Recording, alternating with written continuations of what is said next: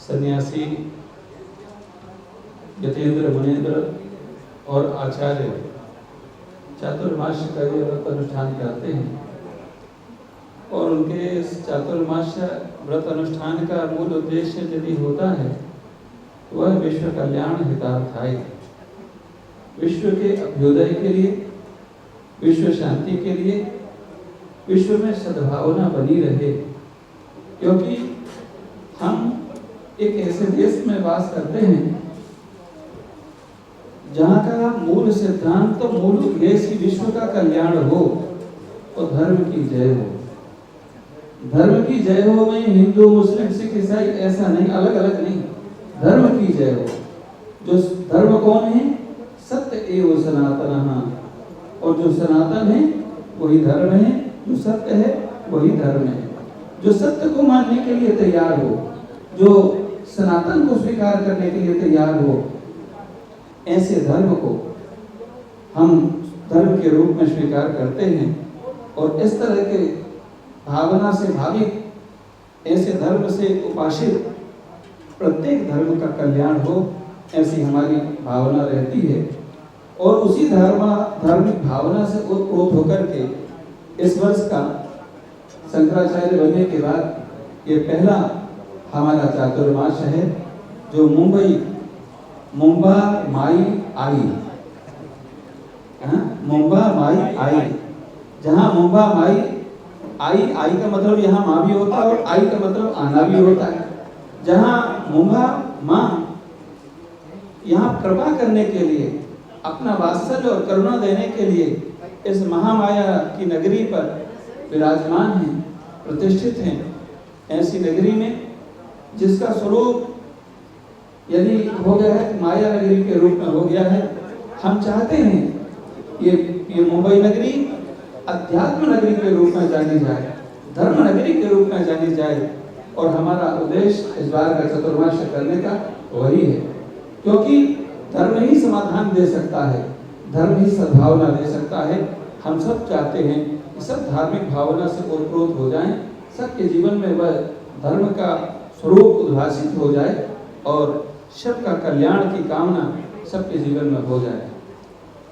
यही बात आज श्रीयंत्र की अधिष्ठात्री भगवती ललिता महात्रिपुर सुंदरी राज राजेश्वरी है, जो राजाओं की भी राजा कही जाती है। ऐसे भोगश्च मोक्षश्च करस्ते हो, जो भोग भी देती हैं और मोक्ष भी देती हैं। ऐसी श्रीयंत्र की अधिष्ठात्री महालक्ष्मी यहाँ पर विराजमान है, मुंबा मैया विराजमान है।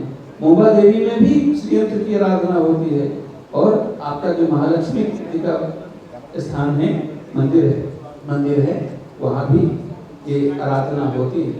श्रीयंत्र की आराधना को हम श्री विद्या कहते हैं और श्री विद्या की आराधना अद्भुत है, क्योंकि ये भगवती राज राजेश्वरी ललिता महात्रिपुर सुंदरी की आराधना। ये आराधना माता पद्मावती की आराधना है, ये आराधना माँ राज राजेश्वरी की आराधना है। तो ये आराधना सभी देवता करते हैं, ऐसा कोई देवी नहीं, ऐसा कोई देव नहीं जो भगवती ललिता महात्रिपुर सुंदरी की आराधना ना करता। सबके द्वारा उपासित ये भगवती हैं, अर्थात सभी देवों को, सभी देवियों को शक्ति देने वाली यदि कोई दिव्यता से परिपूर्ण माँ भगवती हैं तो भगवती ललिता महात्रिपुर सुंदरी। इनके जो सहस्त्र नाम हैं, एक एक नाम में हजारों हजारों सहस्त्रों सहस्त्रों लीलाओं का स्वरूप उनके अंदर में समाहित है, जिनके एक एक नाम में अनंत अनंत समस्याओं का समाधान करने का सामर्थ्य है, विराजमान है। ऐसी अष्ट देवियों के द्वारा ये ललिता सहस्त्र नाम अष्ट देवियों के द्वारा विरचित हैं। तो उन ललिता महात्रिपुर सुंदरी की महिमा आप देखिए कि आज यहाँ पर मेरे अत्यंत आत्मप्रिय थे गोपीनाथ जी मुंडे, जो गोलोकवासी हैं। वो मेरे अत्यंत आत्मप्रिय थे जब वो राजस्थान के प्रभारी थे। आज उनकी बेटी, आज वो मेरी अत्यंत प्रिय इसलिए हैं क्योंकि वो श्री विद्या की उपासना में बड़ा भाव रखती हैं। और आप समझिए कि ललिता महात्रिपुर सुंदरी का आकर्षण देखिए कि वो आज अपने सारे कार्यक्रमों को निरस्त करके और आज ललिता सहस्त्रार्चन करने के लिए यहाँ पर उपस्थित है। ये आज जो श्री विद्या की दीक्षा भी हम उनको यहीं करेंगे। तो ये श्री विद्या की आराधना सभी प्रकार की कामनाओं को पूर्ण करता है। हम भी चाहते हैं घर घर में माँ ललिता महात्रिपुर सुंदरी की आराधना, जो भगवत्पाद आदि शंकराचार्य जी ने वेदों से शास्त्रों से गोविंदम स्वरूप में जो थी उसे निकाल करके उद्भाषित किया है जगत के कल्याण के लिए। और इस नॉर्थ इंडिया में तो कोई जानता भी नहीं था।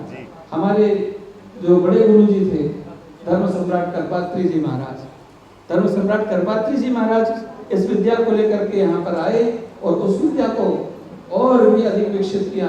तो हमारे पूज्य गुरुदेव जगत गुरु शंकराचार्य ब्रह्मलीन जगत गुरु शंकराचार्य स्वामी स्वरूपानंद सरस्वती जी महाराज ने किया। आज हम भी चाहते हैं कि उन्हीं माँ जगदम्बा की आराधना उपासना सभी लोग भाव से भावित होकर के करें। दूसरा तीसरा एक अंतिम विषय हम और अपना रह करके अपनी बात को विराम देंगे, वो ये है आज बड़ी समस्या बांग्लादेश में जो हमारे हिंदू सनातन धर्मियों के साथ में हो रहा है। जो वहाँ पर हो रहा है वो उस राज्य की उस राष्ट्र की समस्या है। उस राष्ट्र की सरकार को चाहिए कि वहाँ की समस्या के लिए समाधान करे, लेकिन हिंदू भाई जो वहाँ पर रह रहे हैं वो वहाँ की सरकार की समस्या का सरकार की समस्या नहीं है, वो हम सब की समस्या है। क्योंकि हमने सारे विश्व की मंगल कामना करी है, हमने सारे विश्व के कल्याण की कामना करी है। कभी हमने किसी देश पर आक्रमण नहीं किया, कभी हमने किसी के अधिकार का हनन नहीं किया, कभी हमने किसी उपासना के स्थल पर हमने कब्जा नहीं किया, कभी हमने उपासना को किसी की उपासना को ठेस नहीं पहुंचाया। लेकिन आज हमारे उपासना के स्थल तोड़े जा रहे हैं। आज वहाँ पर हमारे जो हिंदू धर्म की माताएं बहनें हैं उनकी मान सम्मान उनकी लज्जा का हरण हो रहा है। आज वहाँ पर और जो हिंदू भाई हैं उनको सताया जा रहा है। ये निश्चित रूप से हम उदार चरितानाम वसुधैव कुटुंबकम की अवधारणा रखते हैं, सबकी मंगल कामना करते हैं, लेकिन जो हमारे हिंदू भाई हैं उनकी भी हमें चिंता है। उनके साथ जो हो रहा है उसके लिए एक धर्माचार्य होने के लिए, आज सनातन धर्म के सर्वोच्च पद पर विराजमान होने के नाते आज हम भारत की सरकार से इस ओर हम अपना ध्यान भी आकर्षित करेंगे।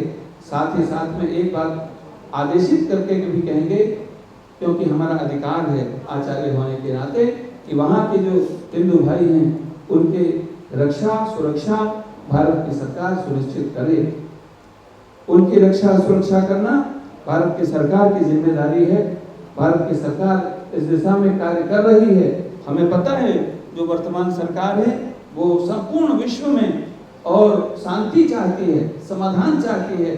साथ साथ में सनातन धर्म का प्रचार और प्रसार इसलिए हो रहा है क्योंकि सनातन धर्म ही सारे विश्व को शांति और समाधान और सद्भाव प्रदान करेगा।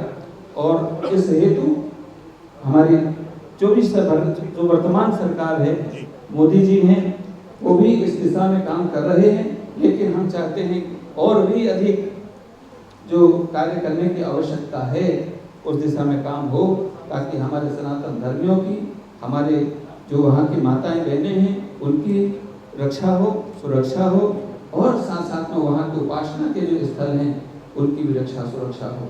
यही हमारी भावना। एक सवाल गुरुजी पूछे।